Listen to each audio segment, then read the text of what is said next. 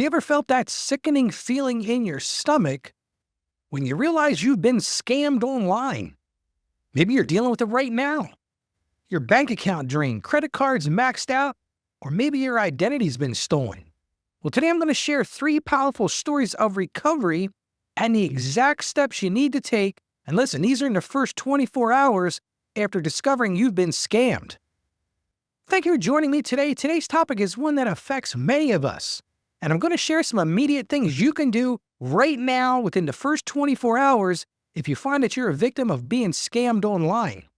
Now, if you missed yesterday's show, I talked about 5 key considerations before using that credit card for purchasing your groceries. Listen, I agree. It's great to leverage those credit card rewards, but we got to avoid the debt trap. So I'm going to encourage you to check it out if you missed it.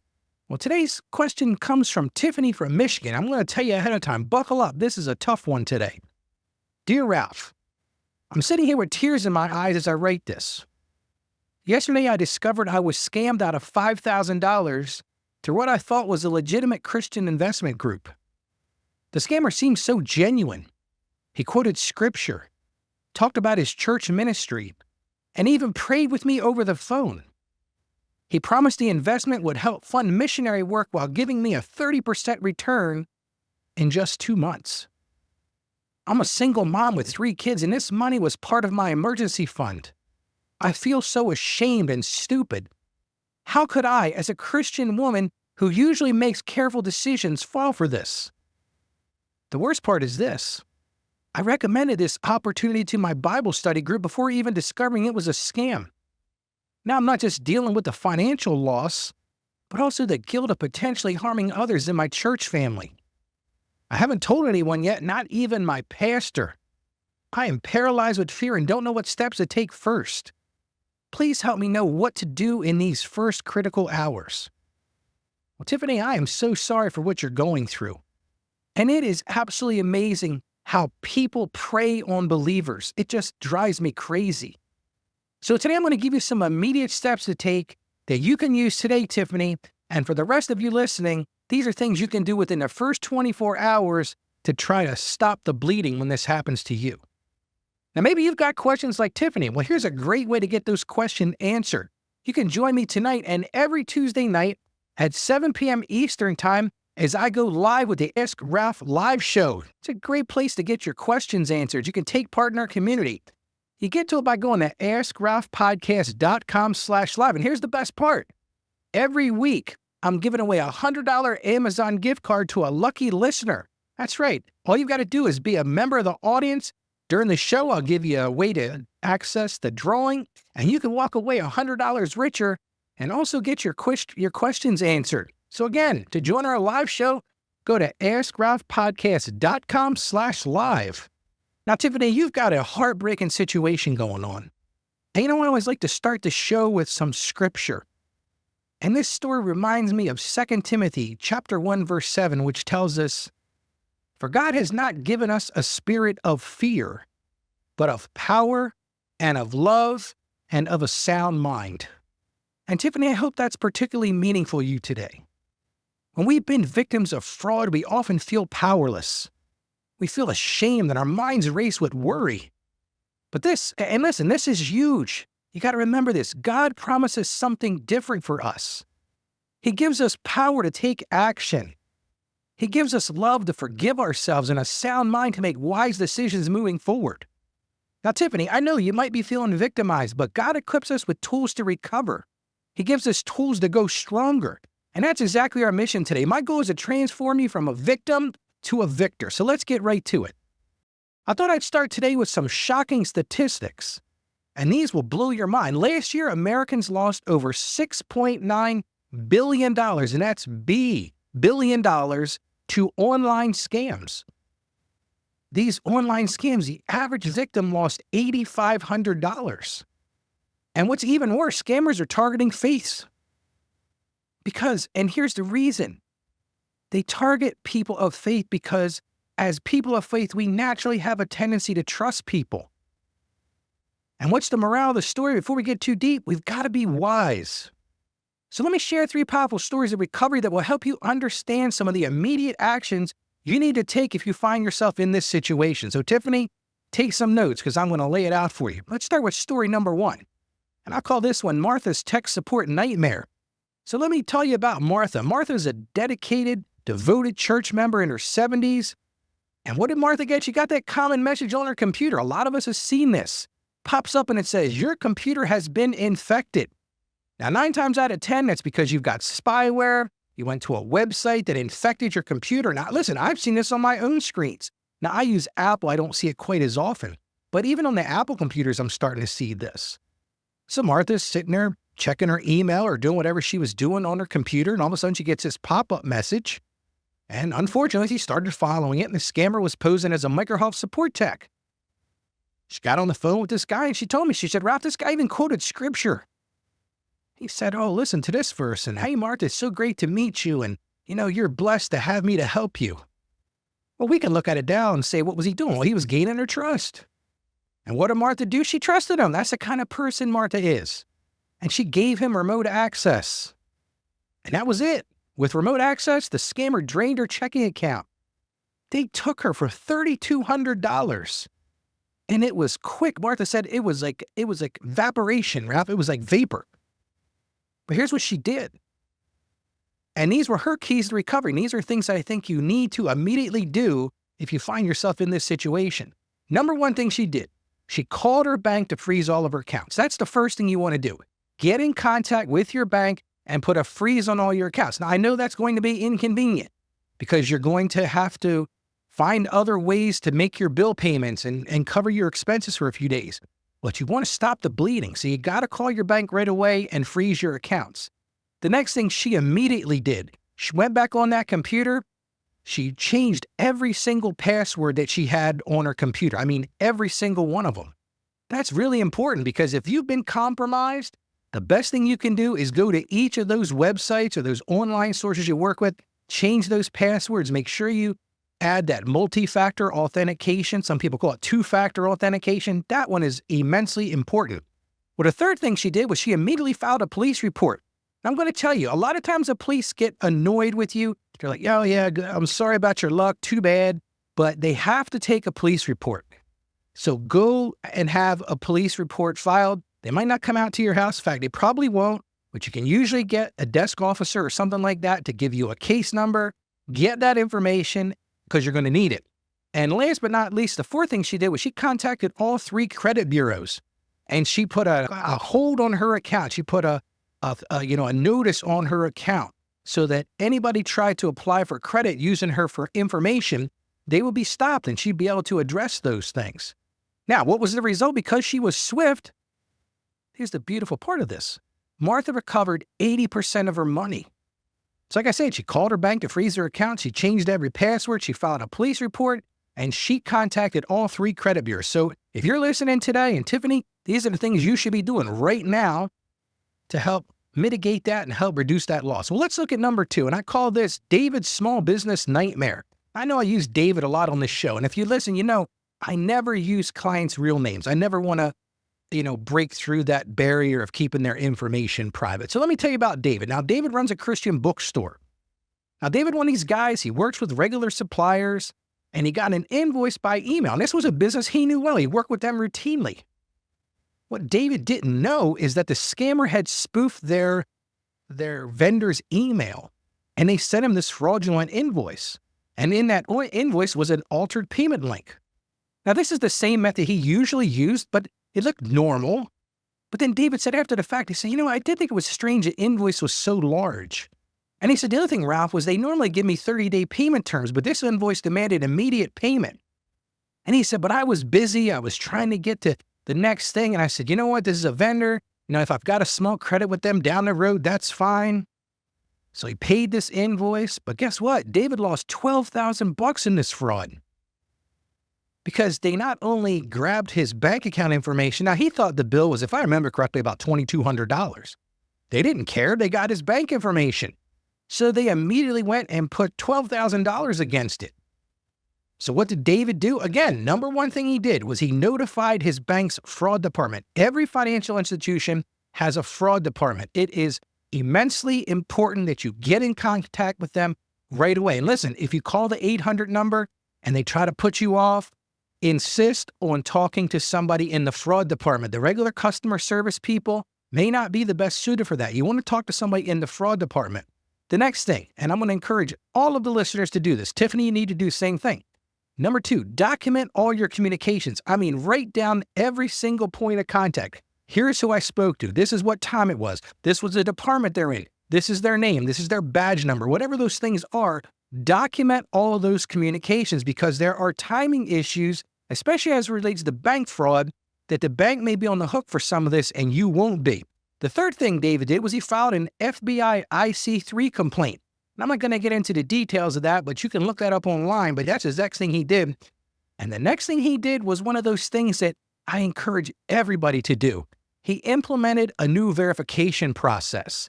So he thought about, Ralph, I don't ever want to see this happen again. What are some ways that I can have a better verification process for paying bills? And one of the things he did, and I'll share this right now, we'll talk about this a little bit later, is he never goes by that email. He always goes directly to the vendor's website, logs into his account. That way it's secure and he can go look at the invoices that are outstanding. Well, what was the result? His quick response? The good news is David was able to recover $8,000 of those lost funds. He still got $4,000, which isn't great. But he learned something. He learned to never trust emails, even if they look legitimate. And listen, these spoofers, these clowns and criminals, they're rascals. And they have figured out ways to spoof emails. They spoof telephone numbers. Look, with this AI technology, there's all kinds of things they can do. So if something seems off, and David said, Ralph, he said, if I thought about it, I would have just contacted the vendor right away. So use that discernment. If something seems off, make sure you double check on it. So that was David's story. That's the one I called Small Business Nightmare. So let's look at number 3. And number 3 story is what I call the Johnson's family rental scam. I feel bad because when I talk about families, it seems like I always use the Johnson's name. But again, for the sake of our discussion, I never use real names. So let me tell you about this young couple. Now, they were raising 3 children. They were young kids, so these folks hadn't been on a vacation for years. Husband and wife, the Johnsons, they sit down at the kitchen table one morning. They say, you know what? We should really plan a vacation. Let's go find a rental home. And so they're looking online. They found one that looked great. It was in the perfect location. The price met their budget. And it's funny, I'll say you this now. Looking back, they said to me, Ralph, it seemed too good to be true at the time. But they're looking at this advertisement. And this scammer, and I'll say that now because obviously, you know, we're talking about scamming. This person claimed to be a missionary. And they had this house, but they were working overseas and they wanted to rent their home while they were away overseas doing missionary work. So there's that trust factor again. They said, oh, this person can't be bad. They're a missionary. They're doing God's work across the seas. Then he asked for a $3,000 deposit. And not only did they want that $3,000 deposit, they wanted a wire transfer. Now look, big red flag there. If somebody wants a wire transfer, you better double check. Well, the Johnsons hadn't been on that vacation. They were excited. They loved this location. So what did they do? They called the bank and they sent the money. And looking back, they said to me, they said, Ralph, something seems off to them. So they're getting their final planning ready. And Mr. Johnson decides to, you know what I'm going to do? He says, I'm going to go do a Google search.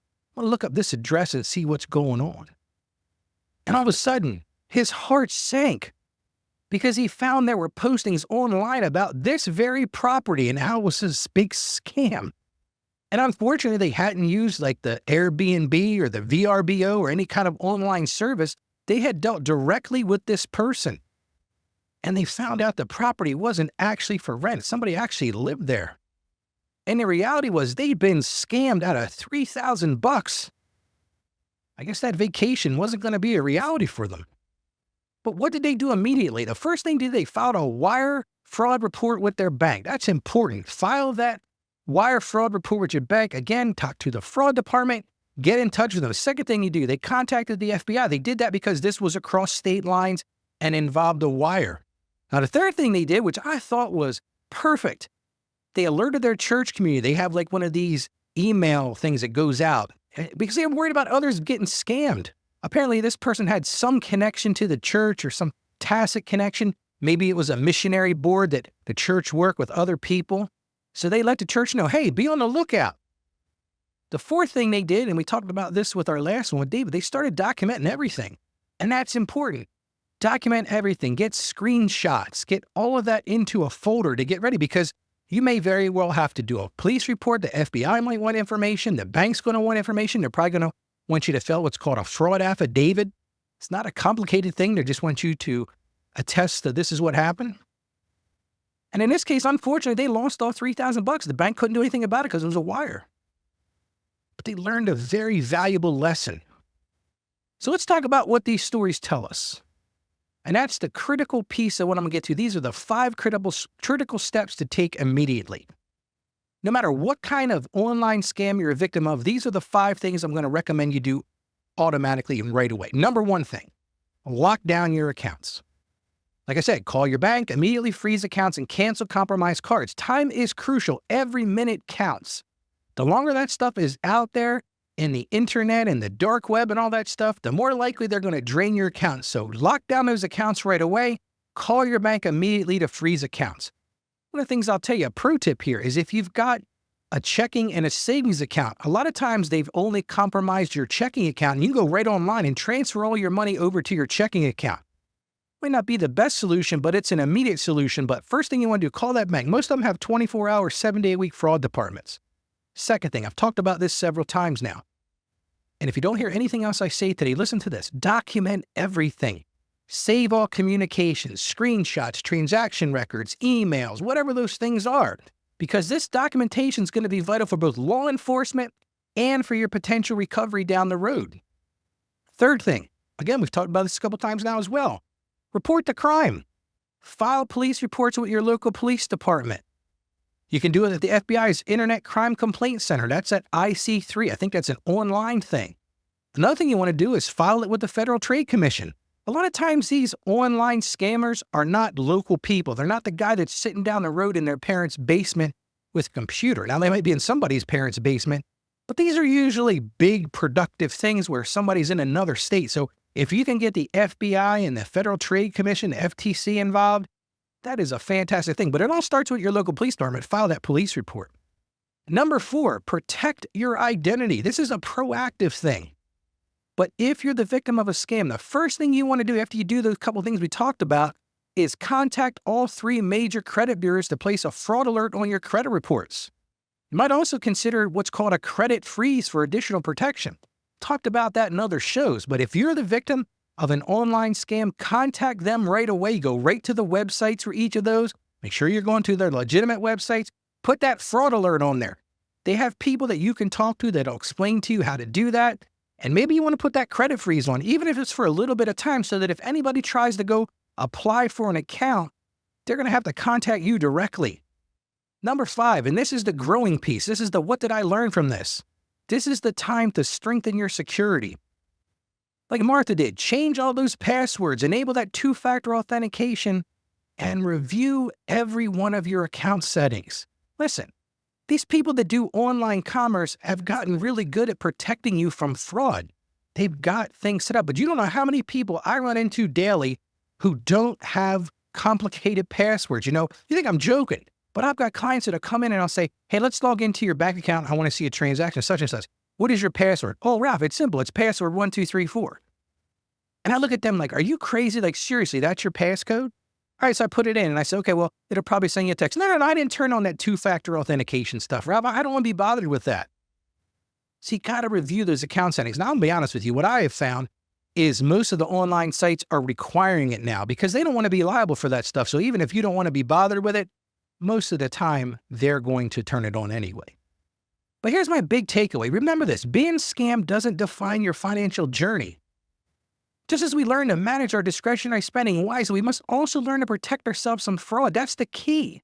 So you've got to use this experience to build stronger financial defenses while maintaining our faith in God's provision. You can balance the two things. You can have a strong financial defense and still have faith that God's going to take care of you. Now, I'm going to share some preventive measures in just a few minutes, but first, I want to ask you a few questions because I'm really trying to grow the show and reach more people. So here's one of the things I want to ask you to do. If you can do this for me today, I would greatly appreciate it. I want you to share the show with others who can benefit from the information I present each day. Now, today's show might be a great one to send out. Send it to all your friends and family. All you got to do is send them an email with a link to AskRalph.com and tell them how this show's impacted your finances and your faith life. Because the truth is, word of mouth is the key, and your sharing with friends and family will help us grow the show and reach more people. Hopefully, we can help people with a positive message, not just about being scammed, but if you're a loyal listener to this show, every day I try to figure out ways to help people improve their finances and grow in their faith. So I would highly encourage you to do that. Just send a simple email, say, listen, I've been listening to this guy, Ralph. He's a little annoying. No, I'm just kidding. He's a good guy. He talks about stuff that matters. I would love it if you would check out his podcast. So just send him to askralph.com, and I would greatly appreciate it. Now, I promise you some preventive measures, so here's what I'm going to do, because the truth is prevention is always better than recovery. I would much rather prevent it than to recover it. Now listen, I'm a type 2 diabetic. I'm going to share something with you. When I was younger, and looking back at it now, I'm 52. It would have been great to prevent what I'm dealing with now. Now I'm recovering from it. There's things I can do to improve it, but prevention is always better than recovery. So the same thing goes along with these online scams. You might start by meditating on Proverbs. Think about Proverbs. It reminds us to be wise as serpents. You might think, wow, the serpent, that's kind of a negative connotation. But no, God's saying to us, be wise as serpents, but then the next part of that, be as gentle as doves. And I think that perfectly applies to our online activity. So here's some practical steps you can take.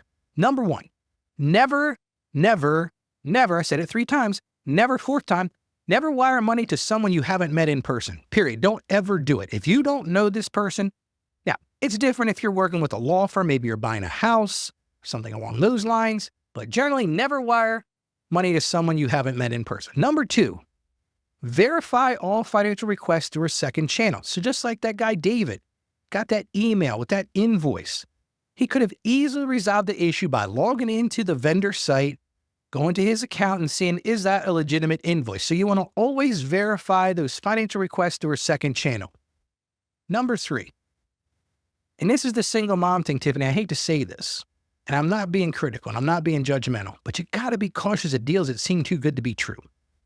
When that Christian investment fellow started talking to you about these fantastic returns, your antenna should have went up.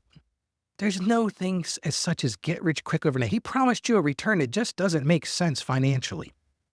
And like I said, I'm not judging you. I get it. You're a single mom. You're trying to do the best for your family. But in general, you got to be cautious of deals that seem too good to be true, because usually they are. Another thing I'm going to encourage you to do, you could do this right away, is install reputable security software. A lot of these things, people are understanding, these software developers, they have ways to prevent this. So install that. And number 5, never share passwords or verification codes. That's just the bottom line. And unfortunately, I didn't tell you about this in the store with Martha. When she had that fake Microsoft tech support guy, she actually had multi-factor set up on her bank. And while he was going through the remote thing, he actually said to her, listen, it's going to send you a code right now. He didn't tell her it was for a bank. You're going to get a code. I need to know what that code is. He unlocked her bank account right there, because on her particular computer, she had her password automatically saved. So as soon as she hit that online banking website, she had that multi-factor set up. But the guy asked her, he said, Martha, I just sent you a code. Can you give me the code? And then we're done. I know this is a tough one today. Now, tomorrow we're going to shift gears and discuss 7 proven strategies to get the highest price when selling your car. A lot of people are in the market to buy a new car, and they've got this other car they need to sell. So you don't want to miss these insider tips that can help put you thousands more in your pocket. And listen, I want to remind you, money is simply a tool. That's all it is. We can use it the right way or the wrong way. It's up to us to decide how we're going to use it and how we write our own money stories. That is just the truth. We can write our own money stories. Remember, my passion is to help you achieve financial success. I want to see you live out your dreams. I want to see you grow in your faith. And I know together we can master your finances from a Christian perspective.